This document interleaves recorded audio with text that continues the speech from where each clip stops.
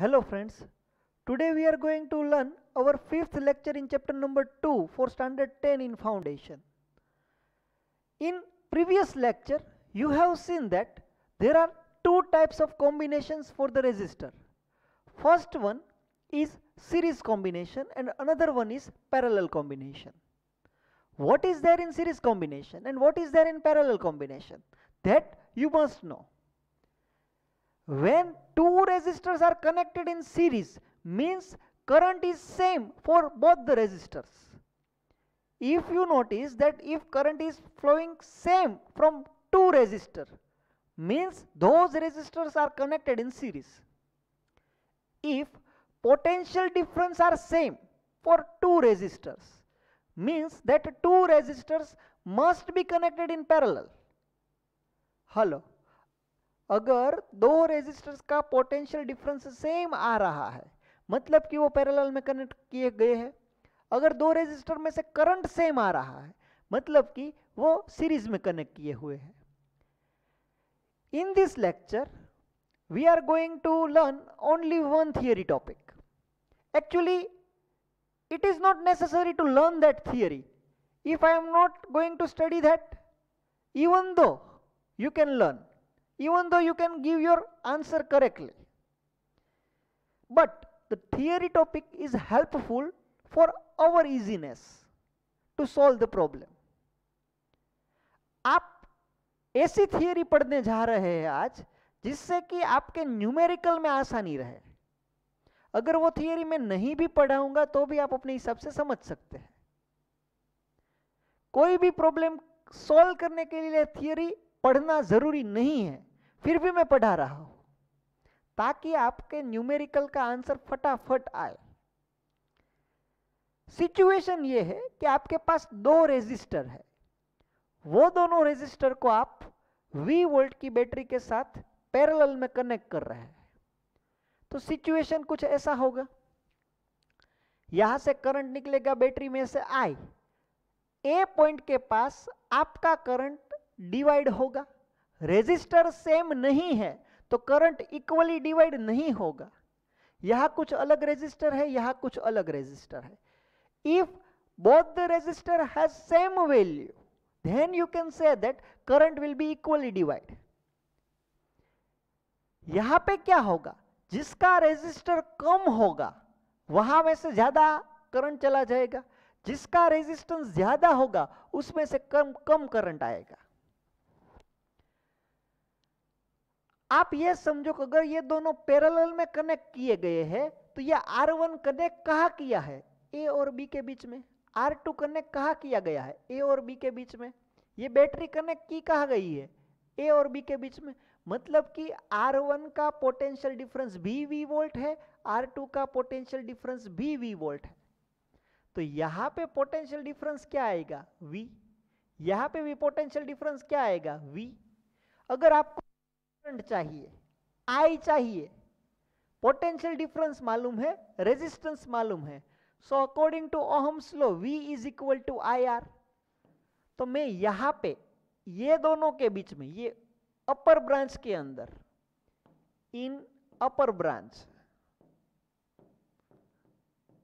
according to Ohm's law, can I say that V is equal to I1 R1? In lower branch, according to Ohm's law, can I say that V is equal to I2 R2? V is equal to I2 R2. यहां पे देखो current divide हो रहा है, प्रवाह जो आ रहा है वो I है, जो जा रहा है वो I1 और I2 जा रहा है.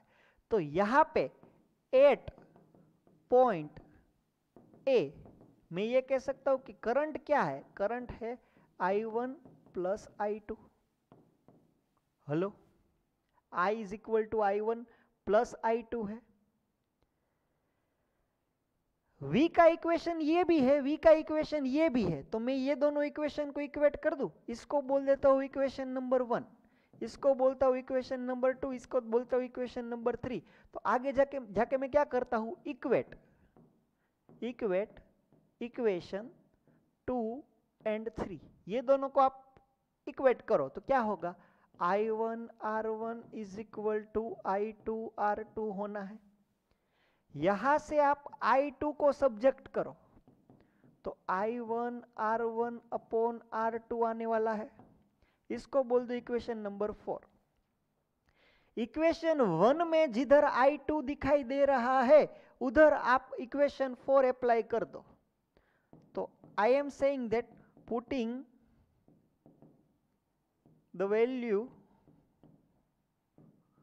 Of equation number 4 in equation number 1, equation 4 की वैल्यू में इक्वेशन 1 में डाल दे रहा हो तो होगा क्या, I is equal to I1, I is equal to I1 plus I2, पर प्लस I2 को आप क्या बोल सकते हैं, I1 R1 अपॉन R2। यहां पे मैं थोड़ा सिंप्लीफाई करता हूं उसको। I क्या आ जाएगा, आपका I आएगा, एलसीएम निकलेगा क्या, एलसीएम निकलेगा R2 एलसीएम निकलेगा, ये हो जाएगा I1 R1 plus I1 R2, hello sorry ये हो जाएगा I1 R2, मैंने लिखने में गलत स्टेप लिख दिया, यहाँ पे R2 मल्टीप्लाई होगा तो क्या होगा, I1 R2 plus I1 R1। Numerator में से आप I1 को कॉमन निकालो तो होगा क्या, R2 प्लस R1, डिनोमिनेटर में बचेगा R2, यहां हो जाएगा I1 को सब्जेक्ट करना है, I1 को, तो होगा क्या, IR2 upon R1 plus R2। Hello, हम लोगों ने क्या किया, अगर आपको ये करंट मालूम है, अगर आपको ये करंट मालूम है और कोई आपको ये पूछे कि यहां इनमें से कितना करंट जाएगा तो आप डायरेक्टली बता सकते हैं कि इतना करंट जाएगा। और I1 की जो ये वैल्यू आई उसको बोल देते इक्वेशन 5, तो आप ये भी कह सकते हैं put the value of equation number 5 in equation number 4। I2 की फॉर्मूला है ना आपके पास, I2 is equal to I1 R1 upon R2, so I2 is equal to I1 की जगह पर मैं ये लिख सकता हूं IR2 upon R1 plus R2 into R1 upon R2, R2 cancel, I2 का आंसर क्या आएगा, IR1 upon R1 plus R2। ये आपके पास दो इक्वेशन आए, I1 का डायरेक्ट फॉर्मूला आ गया, I2 का डायरेक्ट फॉर्मूला आ गया। ये यूज कब करना है, जब दो रेजिस्टर पैरेलल में कनेक्ट किए गए हो तो ही ये यूज करना है। ये यूज करने के लिए ओरिजिनल करंट मालूम होना चाहिए, मतलब कि करंट जहां से डिवाइड हो रहा है तो यहां से डिवाइड हो रहा है तो इसके पहले वाला करंट आपको मालूम होना चाहिए, क्योंकि आपको I1 चाहिए तो उसमें I की जरूरत रहती है, I2 चाहिए उसमें भी I की जरूरत रहती है। फिर I1 का फॉर्मूला लिख रहे हो, I1 का मतलब कि R1 रेजिस्टर में कितना करंट जाएगा, तो R1 में से कितना करंट जाएगा उसके लिए आपको I के साथ मल्टीप्लाई में R1 नहीं करना है, उसके सामने वाला करना है, IR2 upon R1 plus R2। I2 में से कितना करंट जा रहा है, मतलब कि R2 रेजिस्टर में से कितना करंट जा रहा है वो मालूम करने के लिए आपको सामने वाला रेजिस्टर मल्टीप्लाई करना है, IR1 upon R1 plus R2। So these are the formulas for finding the current in every branch। आपके पास दो ब्रांच है तो दोनों में से कितना कितना करंट जा रहा है वो आप डायरेक्ट फॉर्मूला अप्लाई करके भी याद रख सकते हैं, ठीक है। देखते हैं हमारे मॉड्यूल में क्या दिया गया है। यही सिचुएशन दी गई है, R1 R2 इसमें से I1 गया, इसमें से I2 गया, I करंट आ रहा है। यहां उन लोगों ने VA माइनस VB बोला है, हमने V बोला है सिर्फ, वो तो क्या है A और B के बीच का जो पोटेंशियल डिफरेंस है वही लेना है आपको। तो VA माइनस VB को I1 R1 बोलते हैं, VA माइनस VB को I2 R2 बोलते हैं। फिर उन दोनों को इक्वेट कर देते हैं, I1 R1 is equal to I2 R2, I2 को सब्जेक्ट करते हैं, I2 को सब्जेक्ट करके इक्वेशन 1 में डालते हैं, I1 का आंसर लाते हैं, वो वापिस से I2 का आंसर लाते हैं। अल्टीमेटली जो ये फॉर्मूला है दोनों, ये हमको याद रखनी है कि I1 की फॉर्मूला में क्या है, IR2 upon R1 plus R2, I2 की फॉर्मूला में है IR1 upon R1 plus R2। The current through each branch in a parallel combination of resistor is inversely proportional to its resistance। मतलब कि R1 में से कितना करंट जाएगा ये जानने के लिए आपको R2 ऊपर करना पड़ेगा, R2 में से कितना करंट जाएगा ये जानने के लिए आपको R1 ऊपर करना पड़ेगा, न्यूमरेटर में मल्टीप्लाई। ये क्वेश्चन देखो आप, ये फॉर्मूला यूज किए बिना भी इसका आंसर आ सकता है, पर ये आंसर आ नहीं सकता क्योंकि बैटरी के वोल्टेज नहीं दिए हैं। अगर आपको दे दिया होता कि इधर 10 वोल्ट है तो ये 10 वोल्ट इन दोनों के बीच भी लगता है, ये 10 वोल्ट इन दोनों के बीच भी लगता। हेलो, तो क्या होता, तो आप आसानी से ये करंट और ये करंट निकाल सकते थे, लेकिन बैटरी के वोल्टेज नहीं दिए हैं। तब आपको क्या करना पड़ेगा, करंट डिवाइड, ये जो हमारा जो रूल है करंट डिवाइड हो रहा है वो रूल अप्लाई करना पड़ेगा। तो आप देखो, सपोज ये करंट है I, इसमें गया I1, इसमें गया I2, तो I1 की डायरेक्ट फॉर्मूला बोलो तो आप क्या है, IR2 upon R1 plus R2। I2 की डायरेक्ट फॉर्मूला बोलो IR1 upon R1 plus R2। Current है कितना, 6 एम्पियर, R2 है कितना, 20 ओम, R1 plus R2 10 plus 20, it is 6 into 20 divided by 30, 0 0 cancel, 3 2s are 6, ultimately 2 2s are 4 ampere। This is your answer for I1। I2 क्या आएगा, I क्या है 6 ampere, R1 क्या है 10 ओम, R1 plus R2 10 plus 20, 20 plus 10 30, 6 5s are 30, 5 2s are 10, this is 2 ampere. I2 is equal to 2 ampere. आप देखो यहां से गया सिर्फ 2 एम्पियर, यहां से गया 4 एम्पियर, तो जिसका रेजिस्टर कम है उसमें से ज्यादा करंट चला गया, जिसका रेजिस्टेंस ज्यादा है उसमें से कम करंट गया। सो ये करंट की प्रॉपर्टी है, वो ऑलवेज ऐसा ही पाथ चूज करता है जिसमें कम रेजिस्टेंस हो। So that's how by using this formula you can get your answer, right? Please note down all these things in your module. It is given, so no need to note down it. Let's see. Hello, they are saying that calculate the current through the 3 ohm resistor। आपको ये पूछा गया है कि इसमें से कितना current जा रहा है 3 ओम वाले में से। तो ये बहुत आसान है फाइंड करना।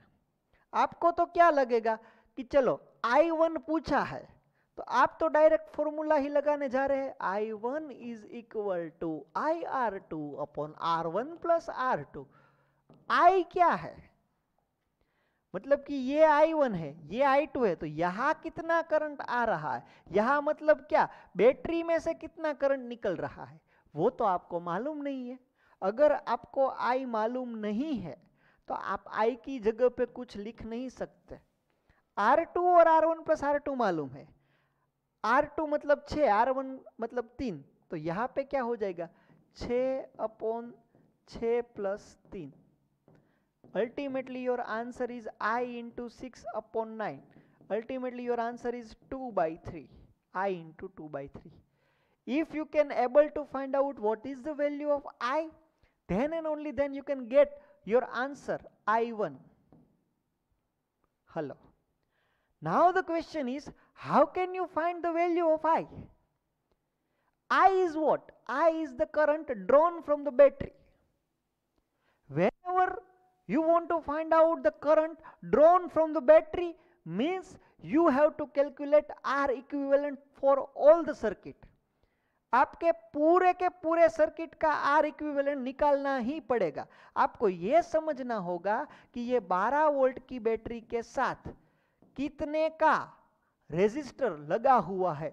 अगर आप आर इक्विवेलेंट फाइंड कर सकेंगे तो ही आपको आई का बारे में पता चलेगा। आई मतलब क्या, 12 वोल्ट की battery V upon R equivalent, फिर इतना ही करना है।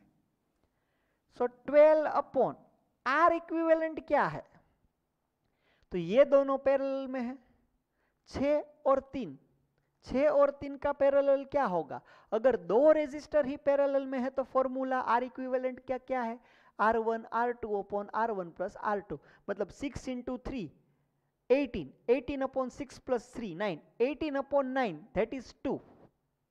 तो ये दोनों निकाल दो, उसकी जगह पे सिर्फ एक ही रेजिस्टर रख दो, कितने का, 2 ओहम का। फिर ये दोनों सीरीज में है, सीरीज में फॉर्मूला क्या है, R equivalent is equal to R1 plus R2, सारे के सारे का एडिशन ही करना है, 4 plus 2 that is 6। So equivalent R equivalent कितना आएगा, 6 ओहम आएगा, तो ये 6 हो गया। सो 2 ampere that is the current drawn from the battery. Now you able to find out the value of I, so that is 2 into 2 upon 3. So ultimately 4 upon 3, that is 1.33 ampere. Current आ कितना रहा था, 2 ampere, यहां से 2 ampere आ रहा है, 1.33 ampere यहां पे चला गया, तो 0.66 एम्पियर यहां से चला जाएगा। अगर आपको यही क्वेश्चन में 6 ओहम का पूछा होता तो आप दूसरी वाली फॉर्मूला यूज कर सकते हैं I2 की, आप I1 फाइंड करके I में से I1 सब्सट्रैक्ट करके भी I2 निकाल सकते हैं। So these are the way to find out your given thing. ठीक है,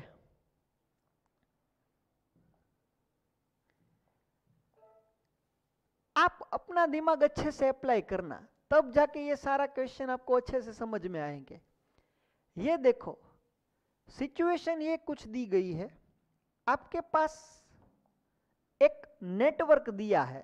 नेटवर्क क्यों बोल रहा हूं, क्योंकि आपको समझ में नहीं आ रहा है कि कौन से रेजिस्टर सीरीज में है, कौन से रेजिस्टर पैरेलल में है। ऐसा कोई सर्किट आपको दिया गया है।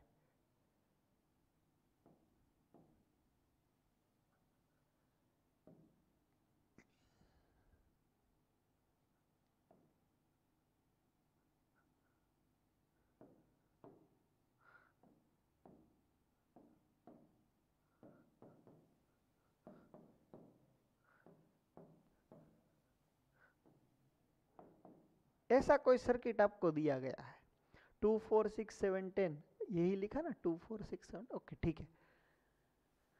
आपको ये पूछा गया है कि ए और बी ये दोनों पॉइंट के बीच का इक्विवेलेंट रेजिस्टेंस क्या होगा।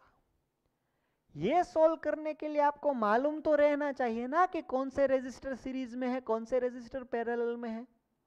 आप कैसे डिसाइड करते हैं कि which resistors are in series and which resistors are in parallel? If current flowing from every resistance is same, means all those resistors are connected in series. अगर जिस किसी भी रेजिस्टर में सेम करंट आ रहा है, मतलब कि वो सीरीज में है, आपको फाइंड आउट क्या करना है, ए और बी ये दोनों के बीच में कितना पोटेंशियल डिफरेंस है। तो ये फाइंड आउट करने के लिए आप एक बैटरी यहां पे कनेक्ट कर दो। सॉरी, आपको ये फाइंड आउट करना है कि ये दोनों के बीच में, ए और बी के बीच में कितना इक्विवेलेंट रेजिस्टेंस है, फाइंड आउट ये करना है।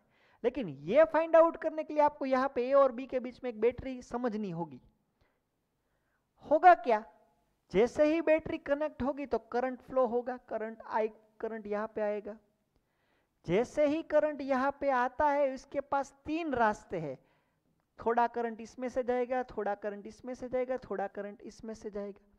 ये सिचुएशन में यहां पे बता रहा हूं। ये आपका पॉइंट हो गया है ए पॉइंट के पास आपके पास 3 सिचुएशन है, थोड़ा करंट इस रेजिस्टर में से जाएगा, थोड़ा ऐसे ऊपर वाले में से जाएगा, थोड़ा ऐसे नीचे वाले में से जाएगा। आगे जाके क्या होता है वो तो मालूम ही नहीं है। सपोज कि इसमें से थोड़ा सा करंट गया, जितना भी करंट गया होगा वो सारा करंट पास करके वही करंट इसमें आएगा। मतलब कि यहां पे जो करंट जा रहा है वही करंट यहां पे जा रहा है। मतलब कि ये दोनों रेजिस्टर एक दूसरे के साथ सीरीज कॉम्बिनेशन में है। तो यहां ऐसे मैंने 3 पार्ट किए, ये हो गया 2 ओहम वाला पार्ट। हेलो, नीचे वाला हो गया 6 ओहम वाला, और लास्ट वाला हो गया 10 ओहम वाला। तो ये 2 ओहम वाले के साथ वो सीरीज में होगा। हेलो, इसी के साथ एक और रेजिस्टेंस होगा सीरीज में। कौन सा होगा? 4 ओहम वाला। आप ए और सी पॉइंट का देखो, ए और सी पॉइंट का, तो ये दोनों और ये दोनों एक दूसरे के साथ पैरेलल में है। मतलब कि ये 4 ओहम वाला कनेक्ट किधर हो रहा है? सी के साथ। ये 6 ओहम वाला कनेक्ट किधर हो रहा है? सी के साथ। सपोज कि यहां पे कोई सी पॉइंट है, तो ये 4 ओहम वाला भी यहां पे कनेक्ट होगा, ये 6 ओहम वाला भी यहां पे कनेक्ट होगा। अभी आपके पास एक और पॉइंट है, बी पॉइंट। ये 10 ओहम वाला कनेक्ट किधर हो रहा है? बी पॉइंट के साथ। सपोज कि ये बी पॉइंट है। हेलो,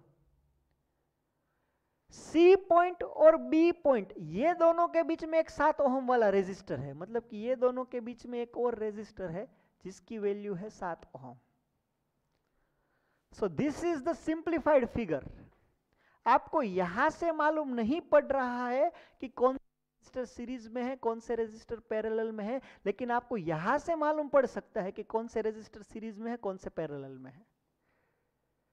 अभी आप आसानी से आंसर दे पाएंगे। आप सिर्फ ए और सी के बारे में सोचिए, तो ये 4 + 2 क्या हो जाएगा? 6 हो जाएगा।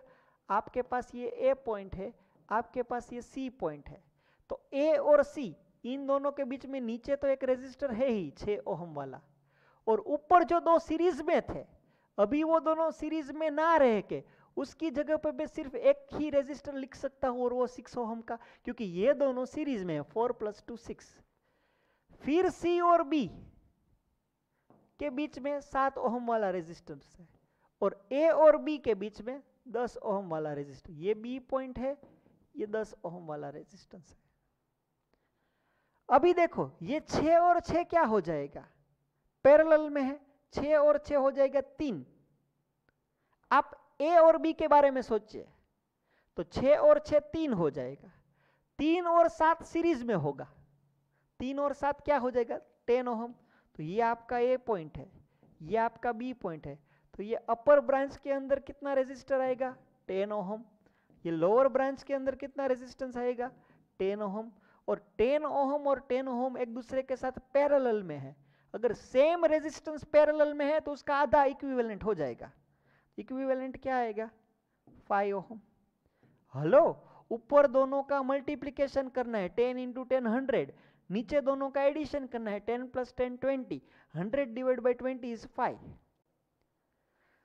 सो यहां से आप यहां तक पहुंचेंगे, तब जाके आपको ए और बी के बीच का आंसर मालूम पड़ेगा। हो सके तो यही फिगर आप अच्छे से ड्रॉ करो। नहीं समझ आता है तो इसमें भी आपको सॉल्यूशन दिया गया है, अगर उधर से समझाई दे तो वो आसानी से करो, लेकिन कैसे भी करके आप अपने आंसर तक पहुंचिए। हर बार ये लोगों ने क्या किया है, मैंने क्या किया है, ये सारी चीजें देखने की जरूरत नहीं है। आप अपने हिसाब से क्वेश्चन सॉल्व करिए ना। आप समझिए कि कौन से सीरीज में कौन से अपने आंसर तक पहुंचने की ट्राई करिए, तो ही ये आपके दिमाग के अंदर। ये देखिए, वैसा ही बहुत सारे रेजिस्टेंस। आपको यही लगेगा वो चाइनीज लोग ऐसा पंखा रखते हैं खाने के लिए, वैसा पंखा ही दिया गया है, लेकिन यहां पे बीच बीच में रेजिस्टर दे दिए गए हैं। आपको पूछा है ए और बी इन दोनों के बीच में क्या होने वाला है। सिचुएशन आप अच्छे से समझो। ये ए पॉइंट है, ये बी पॉइंट है,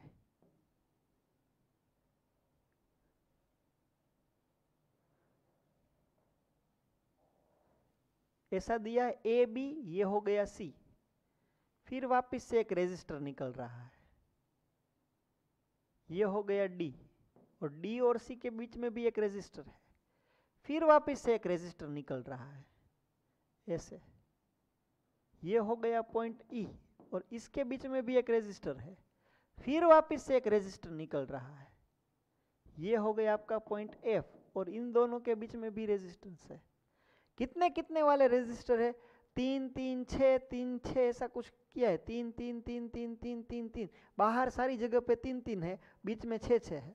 ये भी 3, ये भी 3, ये भी 3, ये भी 3, ये भी 3, ये भी 3, ये 6, ये 6, ये 6।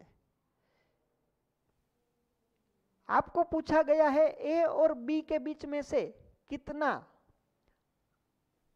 इक्विवेलेंट रेजिस्टेंस होने वाला है। तो यहां पे आप बैटरी कनेक्ट कर दो, यहां से करंट आएगा आई, तो ये करंट के पास ये रास्ता, पहला, दूसरा, तीसरा, चौथा, पांचवा, आपके करंट के पास 5 रास्ते हैं। तो अगर आप यहां पे अपना ए पॉइंट समझ लीजिए, ए पॉइंट, तो उसके पास 5 रास्ते हैं। ये पहला रास्ता,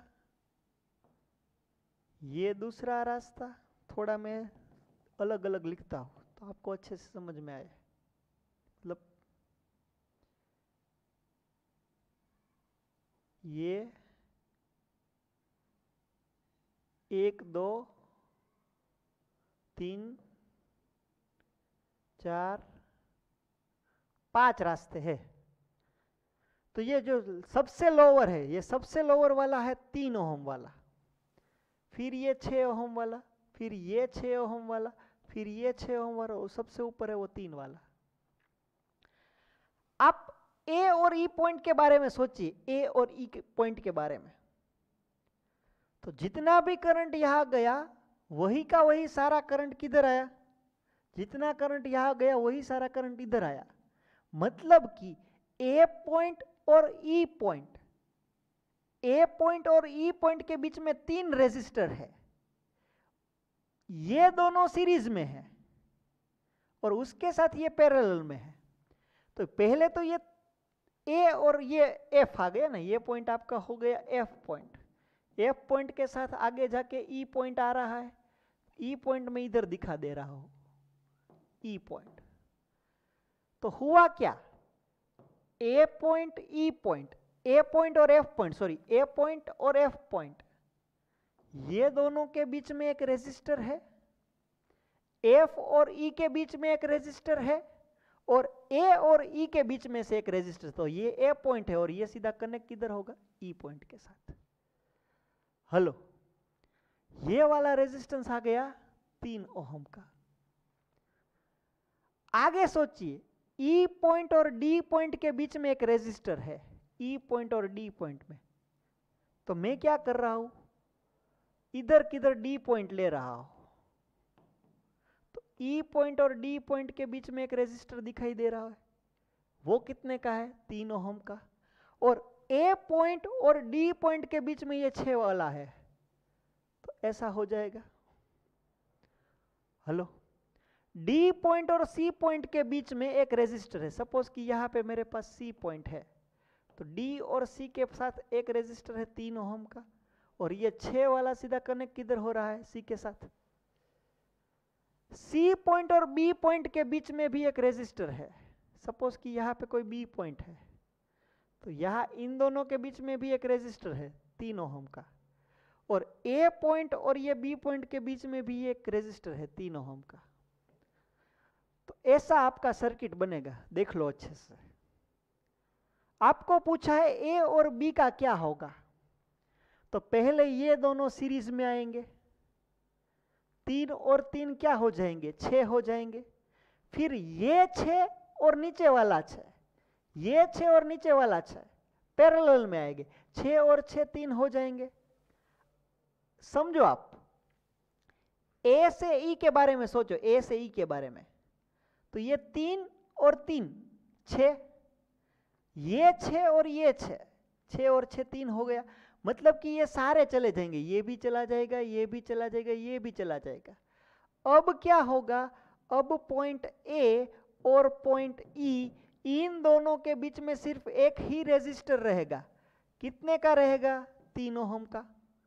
क्यों? क्योंकि 3 और 3 6, 6 और 6 3 हो गया। अभी इसके साथ आपका डी पॉइंट कनेक्ट है और ए के साथ भी ऐसे डी पॉइंट कनेक्ट है। मतलब कि अभी आप इसके बारे में सोचिए, ए पॉइंट और डी पॉइंट के बारे में सोचिए, ए पॉइंट और डी पॉइंट के बारे में। तो ये 3 ओम है, ये 3 ओम है, तो 3 और 3 6 हो गए, ये बीच वाला भी 6 ओम का है।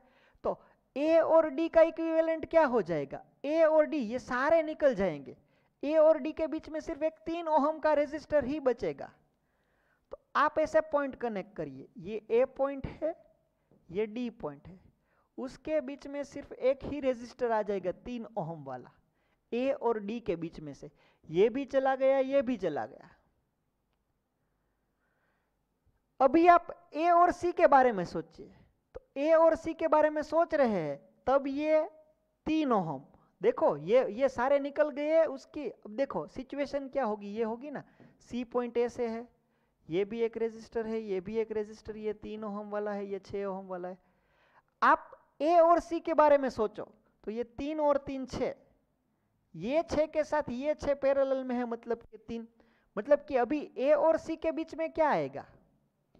ए पॉइंट और सी पॉइंट के बीच में भी 3 ओम ही आ रहा है।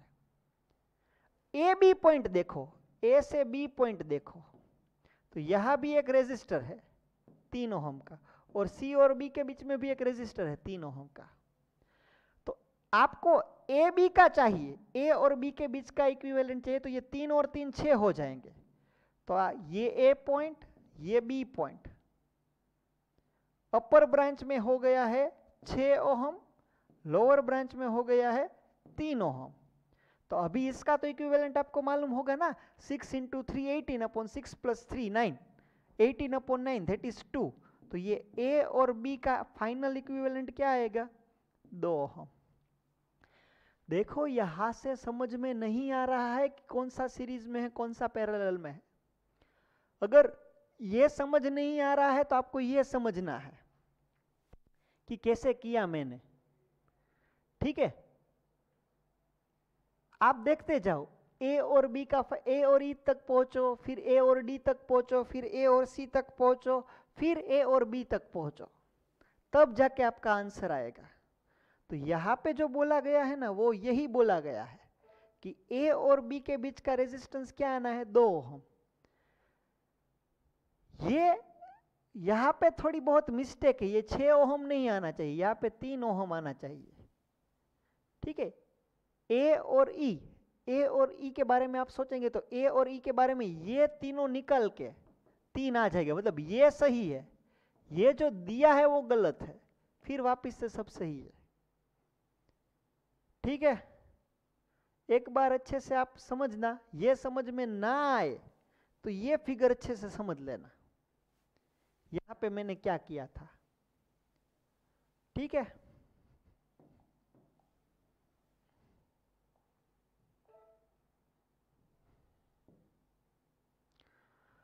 How will you join 3 resistors of resistance 4 ohm, 6 ohm and 12 ohm to get an equivalent resistance of 8 ohm? आपको एट द एंड 8 ओम चाहिए। आपके पास 3 रेजिस्टर है, 4, 6 और 12।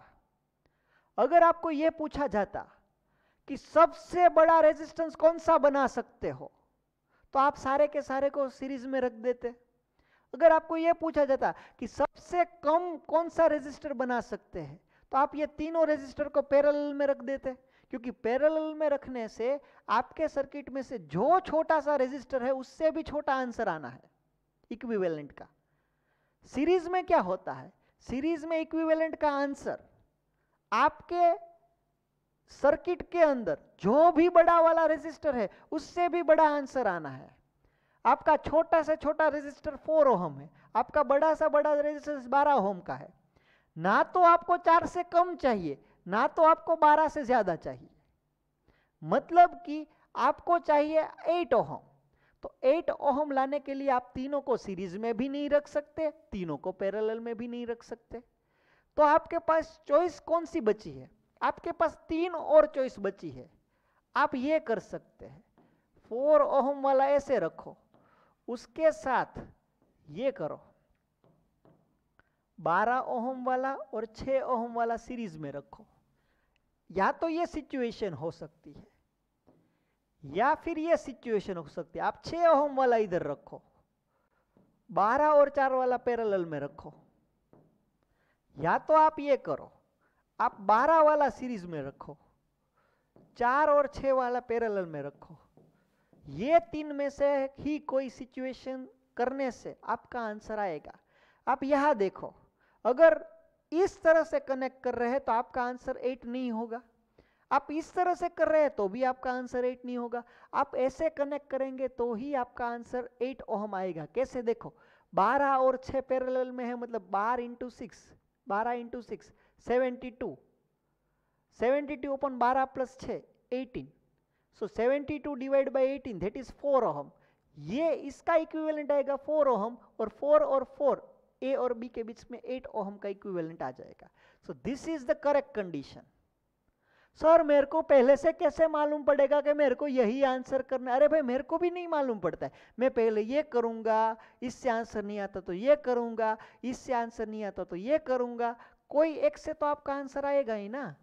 कॉम्बिनेशन आपको ढूंढना है कि कैसे कनेक्ट करके आप अपना फाइनल आंसर 8 ओहम निकाल सकते हैं। दूसरा क्वेश्चन यही है, what would be the highest and lowest equivalent resistance possible by joining this resistor? Highest कौन सा बन सकता है? तीनों को सीरीज में रखने से हाईएस्ट बनेगा। तीनों को सीरीज में रखो तो हाईएस्ट बनेगा कितना? 12 plus 6 plus 4 22 ohm is highest. Lowest कितना होगा? लोएस्ट रखने के लिए आपको तीनों को पैरेलल में करना है, मतलब 1 अपॉन आर इक्विवेलेंट का formula 1 upon 4 plus 1 upon 6 plus 1 upon 12 करना होगा। 12 एलसीएम आएगा 3 plus 2 plus 1 6 upon 12 1 upon 2 1 upon R equivalent का आंसर आया 1 अपॉन 2। सो आर इक्विवेलेंट का आंसर आएगा 2। लोएस्ट कौन सा निकाल सकते हैं? 2 ohm. By connecting them parallelly you can get 2 ohm as the lowest resistance. By connecting them in a series you can get the highest resistance of 22 ohm. So these are the combinations. By using 4 6 and 12 you can get the value of 8, you can get the value of 2, you can get the value of 22 ohm. So this is the benefit of combination. अगर आपके पास आपके experiment में आपको 22 ohm का resistor चाहिए, आप दुकान में गए कि मेरे को 22 ओहम वाला रेजिस्टर दो, उसके पास 22 ओहम वाला रेजिस्टर नहीं है, तो आप ऐसा कॉम्बिनेशन करके भी 22 ओहम बना सकते हैं। ठीक है। Find the equivalent resistance, current passing through the cell, current passing through the 30 ohm resistor. देखो ये आप खुद ब खुद कर सकते हैं, इक्विवेलेंट तो निकाल ही सकते हैं, 30 इंटू 15 अपॉन 30 प्लस 15। एक बार इक्विवेलेंट मिल गया, एक बार आपको इक्विवेलेंट मिल गया तो फिर ये सर्किट में से कितना करंट आएगा वो भी मिल जाएगा, क्योंकि I is equal to total voltage upon total resistance. तो A और B तो हो जाएगा। पूछा ये है कि 30 में से कितना करंट आएगा, मतलब कि I2 कितना आएगा वो पूछा है। अगर आपके पास I मिल गया, मतलब कि B वाला पोर्शन आपको मिल गया, तो ये C वाला पोर्शन भी मिलना ही है आपको। कैसे? I2 का आंसर क्या है? IR1 upon R1 plus R2। Hello, नीचे तो क्या है? R1 प्लस R2, मतलब 15 प्लस 30। R1 ऊपर है, मतलब ये 15। I बैटरी में से कितना करंट निकलेगा वो मालूम पड़ जाएगा, तो आपका आंसर आ जाएगा, मतलब कि C वाला भी हो जाएगा आपसे। ठीक है।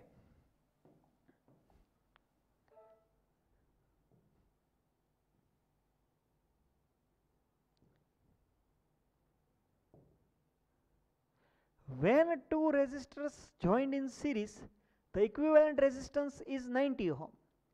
When the same resistors are joined in parallel, equivalent resistance is 20 ohm. You have two resistors. When you connect them in series, अगर आप सीरीज में कर रहे हैं तो आर इक्विवेलेंट का आंसर क्या आना है, R1 प्लस R2। अगर आप पैरेलल में कनेक्ट कर रहे हैं तो आर इक्विवेलेंट का आंसर क्या आना है, R1 R2 upon R1 plus R2। Series में रखने से वो बोल रहे हैं कि आंसर आ रहा है 90 ओम, मतलब कि R1 प्लस R2 का आंसर क्या आ रहा है, ये 90 हो गया, किसका, R1 प्लस R2 का। मतलब कि R1 प्लस R2 क्या है, 90। ये हो गया आपका पहला इक्वेशन। अगर दोनों को पैरेलल में रख रहे हैं तो आंसर आ रहा है 20, तो यहाँ पे आ गया 20 is equal to R1 R2 upon R1 plus R2। इसको बोल दो आप equation number 2। R1 plus R2 का आंसर आप 2 वाले इक्वेशन में डाल दो, मतलब कि आप ऐसा बोलो, by putting the value of equation 1 in 2, equation 1 की वैल्यू आप 2 में ना डाल रहे हैं तो होगा क्या, 20 is equal to R1 R2 upon R1 plus R2, upon R1 plus R2 मतलब कि 90। 90 इधर मल्टीप्लाई हो जाएगा तो 90 into 20 1800 is equal to R1 R2। This is your third equation. आपको फाइंड आउट क्या करना है, calculate the resistance of 2 resistors. आपको R1 का वैल्यू भी निकालना है, R2 का वैल्यू भी निकालना है। तो यहां से आप ऐसा कर सकते हैं ना कि R2 को सब्जेक्ट करोगे तो क्या होगा, 1800 डिवाइड बाय R1, ये वाले को आप बोल दो इक्वेशन नंबर 4। इक्वेशन 4 की वैल्यू इक्वेशन 1 के अंदर आप पुट कर दो, by putting the value of equation 4 इन 1 होगा क्या, R1 प्लस R2 की जगह पे आप ये लिख सकते हैं 1800 upon R1 is equal to 90। LCM ले लो तो R1 एलसीएम निकलेगा, ये हो जाएगा R1 का स्क्वायर, ये हो जाएगा 800, ये हो जाएगा 90। सिंप्लीफाई करो तो आपके पास एक क्वाड्रेटिक इक्वेशन आएगा, कैसा, R1 square minus 90 R1 plus 1800 is equal to 0। ax square plus bx plus c is equal to 0। यहां पे ar1 square plus br1 plus c is equal to 0। अगर आपका equation ax square plus bx plus c is equal to 0 है तो उसका solution निकलेगा x। अगर आपका equation ar1 square plus br1 plus c है तो उसका सॉल्यूशन निकलेगा r1। मतलब कि r1 आपका वेरिएबल है और वो वेरिएबल कैसे निकाल सकते हैं, उसकी आपके पास 3 मेथड है। By using factorization method you can get your answer. By using completing the square method you can get your answer. By using discriminant method you can get your answer. Whatever method you prefer you can use. By using every method you can get your answer. But you have to select such a method from where you can get your answer easily. See, I am going to use factorization method. So what is there in factorization method? आपको बस अपना last step देखना है 1800। वो 1800 के ऐसे factors निकालने हैं कि एडिशन करके आंसर 90 आए। तो मैं ये बोल सकता हूं ना 1800 मतलब क्या, 60 इंटू 30, हेलो 60 इंटू 30, 6 3 आर 1800, 60 और 30 तो वापस 90 भी हो जाएगा। तो मैं ये कर सकता हूं R1 square minus 60 R1 minus 30 R1 plus 1800 is equal to 0। ये दोनों की पेयर बनाओ, ये दोनों की पेयर बनाओ, इनमें से R1 को कॉमन निकालो, बचेगा R1 माइनस 60। यहाँ से माइनस 30 को कॉमन निकालो, बचेगा माइनस R1 माइनस 60 बचेगा। दोनों ब्रैकेट सेम आए, सेम ही आने चाहिए। जो ब्रैकेट सेम है उसका एक ब्रैकेट बनाओ, बाकी जो बचा हुआ है उसका एक ब्रैकेट बनाओ। ये दोनों स्टेप का मल्टीप्लिकेशन 0 कब आएगा? या तो ये 0 होगा या तो ये 0 होगा। आइदर R1 माइनस 60 इज 0 और R1 माइनस 30 इज 0। अगर ये 0 हुआ तो R1 का आंसर आएगा 60 ओहम। अगर ये 0 होगा तो R1 का आंसर आएगा 30 ओहम। तो R1 60 भी हो सकता है, R1 30 भी हो सकता है। अगर आप R1 60 ले रहे हैं तो R2 30 आएगा। अगर आप R1 30 ले रहे हैं तो R2 60 आएगा। सो यहां जाके आपके पास दोनों वैल्यू पॉसिबल है। R1 60 भी हो सकता है, R1 30 भी हो सकता है। अगर दोनों आंसर पॉसिबल है तो आप अपना आंसर दोगे कैसे? आपको कंडीशन रखनी होगी। क्या कंडीशन रखनी होगी? कि अगर R1 की वैल्यू 60 होगी तो R2 की वैल्यू 30 होगी। अगर R1 की वैल्यू 30 होगी तो R2 की वैल्यू 60 होगी। हमको नहीं मालूम है, वो दो रेजिस्टर ले रहे हैं, दो रेजिस्टर में से वो किसको R1 बोलते हैं किसको R2 बोलते हैं वो हमें थोड़ी पता है। तो आपका आंसर ये होना चाहिए कि अगर R1 की वैल्यू 60 है तो दूसरा 30 है, अगर R1 की वैल्यू 30 है तो दूसरा 60 है। That is your answer and by using this kind of solution you can get your answer. ठीक है, तो यही सॉल्यूशन किधर लिख लेना, CTP लेवल 2 क्वेश्चन नंबर 36 का आंसर यही लिखना। ठीक है,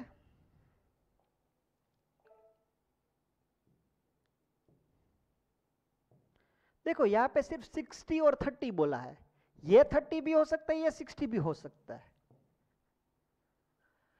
You have 3 resistors of 9 ohm each. By combining them, what can be the highest resistance? Highest कब होगा? तीनों को सीरीज में रखोगे तो 9 plus 9 plus 9 मतलब कि 27 can be the highest resistance. What is the lowest resistance? If you connect them parallelly each other, then you can get the lowest resistance. And what is the resistance? 9 9 9। आपके पास 3 9 ohm को parallel में रख रहे हैं, so 9 divide by 3 ohm is the lowest answer. How can you combine them to get a resistance of 12 ohm? आप 12 ohm तो बना ही नहीं सकते, यहां पे ऐसा होना चाहिए 13.5 ओहम कैसे बना सकते हैं? ये गलत है, यहाँ पे 12 बना ही नहीं सकते। आपके पास 399 ओहम वाले रेजिस्टर है तो आप कैसे बनाएंगे 12 ओहम का? नहीं बन सकता। आप दो को पैरेलल में रखो, 9 और 9 पैरेलल में रखो, तो 9 और 9 का पैरेलल क्या हो गया 4.5, और वो 4.5 के साथ एक 9 ओहम वाला सीरीज में रखो, सो आंसर आएगा 13.5। सो यहाँ पे एक छोटा सा करेक्शन कर लेना आप, 12 ओहम नहीं है CTP लेवल 37 के अंदर। ये देखो, how will you join the resistors of resistance 3, 6 and 8 to get an equivalent resistance of 10 ohm? आपको निकालना 10 है, 10 कैसे निकाल सकते हैं वो पूछा गया है आपको। आपके पास है 3, 6 और 8 ओहम वाले सारे रेजिस्टर, तो करो ना, पहले ये दोनों को पैरेलल में रखो, उसके साथ ये सीरीज में रखो, बाद में ये दोनों को पैरेलल में रखो, इसके साथ ये सीरीज में रखो, बाद में ये दोनों को पैरेलल रखो, उसके साथ ये सीरीज में रखो। कोई भी कॉम्बिनेशन बनता है जिससे आंसर 10 आता है, वो कॉम्बिनेशन आपका सही कॉम्बिनेशन है। आप सीरीज में नहीं कर सकते, क्योंकि सीरीज में रखोगे तो 8 + 6 + 3 तो बढ़ जाएगा। आप पैरेलल में भी तीनों को नहीं रख सकते तो कम हो जाएगा। मतलब कि आपको दो पैरेलल में रखने, एक सीरीज में रखना है। कौन से दो पैरेलल में रखने हैं, कौन सा एक सीरीज में रखना है, वो आप अपने हिसाब से सोचना। ठीक है, तो ये मैं आपके ऊपर छोड़ रहा हूं, डिस्कस तो कर ही दिया है, लेकिन कैलकुलेशन पार्ट अपने हिसाब से कर लेना। ये देखो बहुत ही आसान है, ये भी आपको पूछा है A और B के बीच का इक्विवेलेंट रेजिस्टेंस क्या होगा। तो पहले तो ये दोनों पैरेलल में है, 5 और 3 8 मत कर देना, ये दोनों निकल के उसकी जगह पे सिर्फ एक ही रेजिस्टर आएगा। कौन सा आएगा? ऐसे हो जाएगा 5 और 3 15, 15 अपॉन 5 + 3 8, ये हो जाएगा 15 डिवाइड बाय 8। अपर ब्रांच का इक्विवेलेंट क्या होगा? अपर ब्रांच का इक्विवेलेंट आना है 15 डिवाइड बाय 8 + 1, तो ये सारे निकल जाएंगे। हेलो,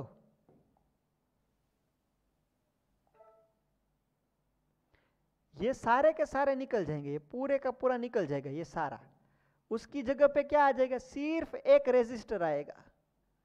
उसकी वैल्यू क्या होगी, 15 डिवाइड बाई 8 प्लस 1, मतलब कि कौन सा 8 एलसीएम ले लो तो 15 प्लस 8 मतलब कि 23 divide by 8। This is your equivalent resistance of upper branch. Lower branch में क्या है, 2, 2 और 1, ऐसे 3 रेजिस्टर पैरेलल में है। तो ये 2 और 2 सेम रेजिस्टेंस 2 बार है, सो 2 डिवाइड बाई 2 ये हो जाएगा 1 ओम। और ये 1 वाले के साथ 1 वाला पैरेलल में है, सो 1 और 1 क्या हो जाएगा, ये तीनों निकल के उसकी जगह पे एक रेजिस्टर आ जाएगा, कौन सा 1/2 वाला। ये 2 वाला है, ये 1/2 वाला है। तो ये सारे के सारे निकल के लोअर ब्रांच का रेजिस्टेंस क्या हो जाएगा, लोअर ब्रांच का रेजिस्टेंस हो जाएगा 5/2, 2 प्लस हाफ 2.5 5/2।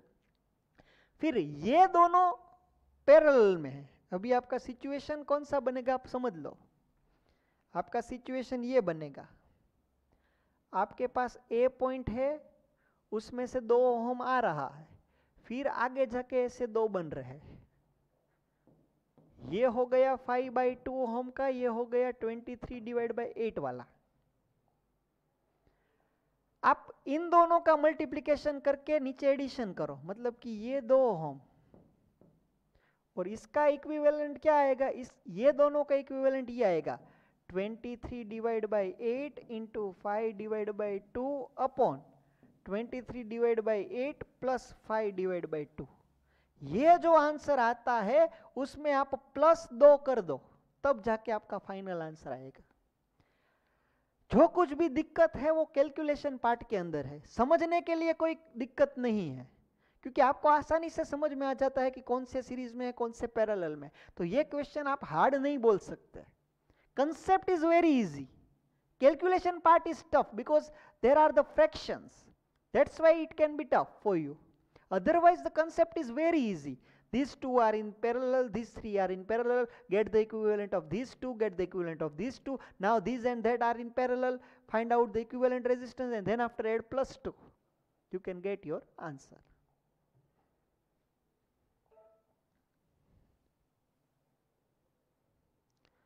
ये तो और भी आसान क्वेश्चन है।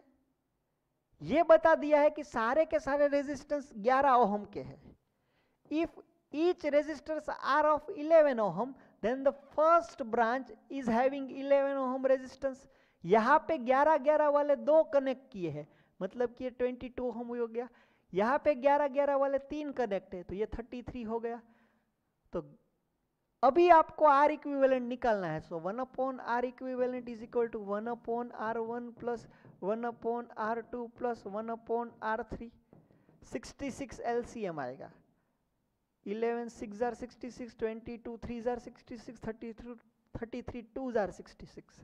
So ultimately 6 plus 3 plus 2 11. 11 divided by 66 is equal to 1/R equivalent. So R equivalent will be 66 divided by 11. So it is 6 ohm. Your answer is 6 ohm.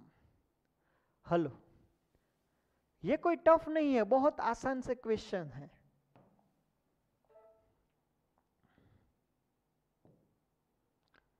ये देखो, यहां पे आपको क्या पूछा गया कि सारे के सारे रेजिस्टेंस 3 ओम के हैं। आपको ए और बी ये दोनों के बीच का रेजिस्टेंस निकालना है और सी और डी के बीच का रेजिस्टेंस निकालना है। तो पहले तो आप ए और बी का रेजिस्टेंस निकाल लो, ए और बी वाले का। हेलो, जिस दोनों के बीच में रेजिस्टेंस पूछा है उधर आपको बैटरी कनेक्ट करनी होगी। जैसे ही आप इधर बैटरी कनेक्ट करोगे, करंट आएगा। करंट के पास 3 रास्ते हैं, यहां जाएगा, यहां जाएगा और यहां जाएगा, लेकिन ये सर्किट कंप्लीट नहीं हो रहा है। हेलो, ये रेजिस्टेंस वापस बैटरी तक कनेक्ट नहीं हो रहा है, मतलब कि यहां क्या होगा, ये रेजिस्टेंस की कोई वैल्यू ही नहीं, ये कोई मायने ही नहीं रखता। सेम यहां से जैसे करंट आ रहा है, तो वो देखो यहां पे भी 3 रास्ते, 1 2 और 3, लेकिन ये खुला पड़ा हुआ है, तो इसका भी कोई मायने नहीं रखता। अल्टीमेटली ए और बी के बीच में क्या होगा, ए और बी के बीच का इक्विवेलेंट क्या होगा, सिर्फ ये रेजिस्टर आपको देखना है और ऊपर वाले जो दो सीरीज में है ये और ये, सिर्फ इतना ही देखना है। ये और ये 3 है, ये 3 है, ये 3 है। तो 3 और 3 कितने? 6। 6 और 3 पैरेलल में, तो 6 3 जार 18 upon 6 plus 3 9। So ultimately A और बी के बीच में फाइनल रेजिस्टेंस क्या आएगा? 2 ओहम आएगा। हेलो, अगर ये क्वेश्चन में ए और बी नहीं सी और डी पूछा होता, पूछा ही है देखो, और डी पूछा होता तो आपको बैटरी कनेक्ट करनी होती। करंट आएगा तो पहले करंट चला जाएगा, फिर दो अलग अलग रास्ते, फिर वापस करंट मिलके वापस इधर आ जाएगा। मतलब कि आपका सर्किट कैसा बनता?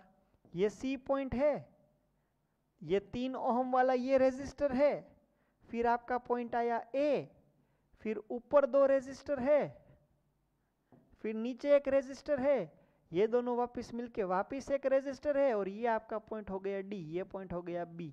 ये सारे के सारे 3 3 वाले ही है।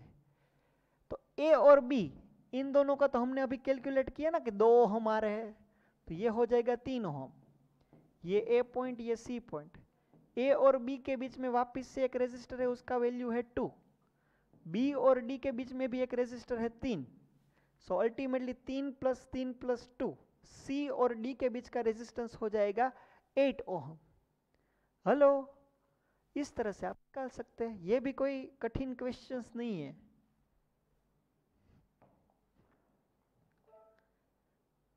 ये एक लास्ट वाला देख लो, ये थोड़ा कंसेप्चुअल है।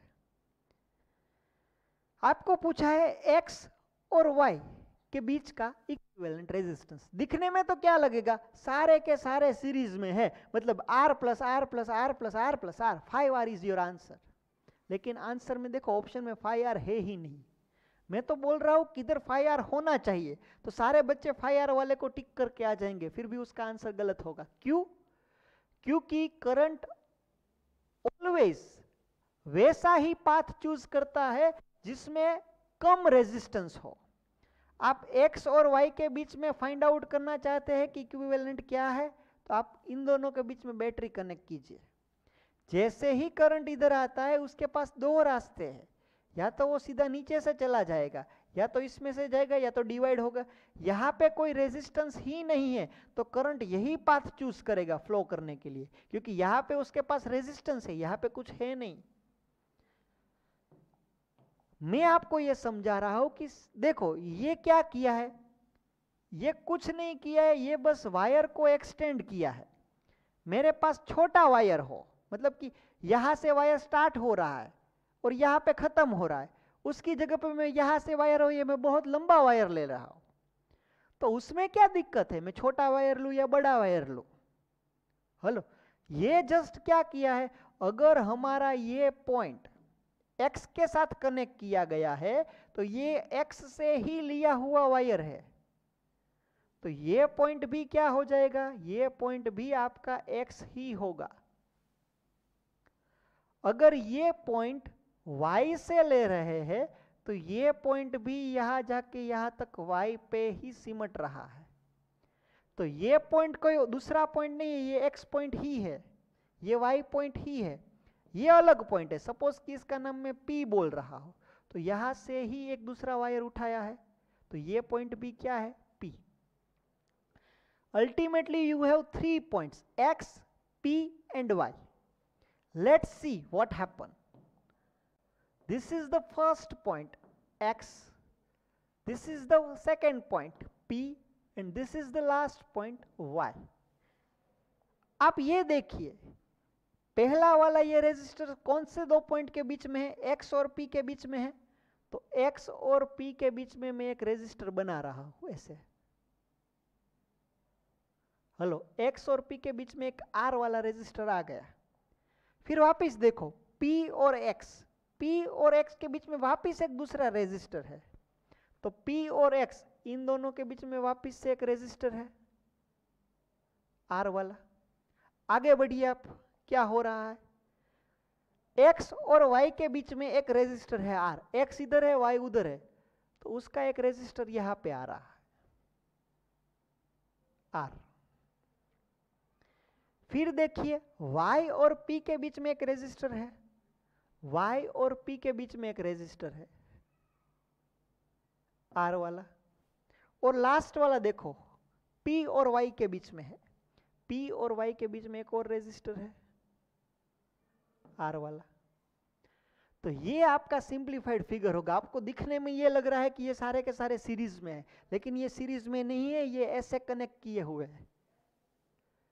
अभी आप देखो आपको X और Y का चाहिए, तो यहां पे बैटरी कनेक्ट करो। जैसे ही बैटरी कनेक्ट करोगे आपको समझ में आएगा कि ये दोनों पैरेलल में है, ये दोनों पैरेलल में है, ये दोनों का कुछ आंसर आएगा, ये दोनों का कुछ आंसर आएगा, फिर वो दोनों आंसर वाले एक दूसरे के साथ सीरीज में है, फिर वो सीरीज वाला और ये एक दूसरे के साथ पैरेलल में है। मतलब कि ये सब निकाल लो आप, बराबर है, इतना पोर्शन निकाल लो। इसके बीच में क्या आ जाएगा, एक रेजिस्टर आ जाएगा कि नहीं? कौन सा रेजिस्टर आ जाएगा? यहां पे आ जाएगा R/2 वाला। फिर ये R और R वाला निकाल लो आप, ये निकाल लो। इसके बीच में क्या आ जाएगा? इसके बीच में एक और रेजिस्टर आ जाएगा R/2 वाला। R और R R/2, R और R R/2, क्योंकि पैरेलल में है। फिर ये पूरा सीरीज में है, R/2 R/2, ये पूरा R हो जाएगा। तो अभी आप ये निकाल लो, ये सारा निकाल दो। समझ में आ रही है बात? ये पूरा का पूरा आप निकाल दो। उसकी जगह पे सिर्फ एक रेजिस्टर आ जाएगा। कौन सा आ जाएगा? R वाला। फिर ये R और ये R एक दूसरे के साथ पैरेलल में है, तो X और Y के बीच का रेजिस्टेंस क्या आना है? R/2 आना है। B is your answer. So ऐसे करके आप अपने सॉल्यूशन तक पहुंच सकते हैं। जो दिखने में जैसा दिखाई दे रहा है वैसा होता नहीं है, ठीक है? तो आप अच्छे से समझना, कंसेप्ट अच्छे से करना। We are stopping over here. I hope you guys can able to understand what is there in combinations of resistor, right? That's it. Thank you. Jai Hind, Jai Bharat, Astu.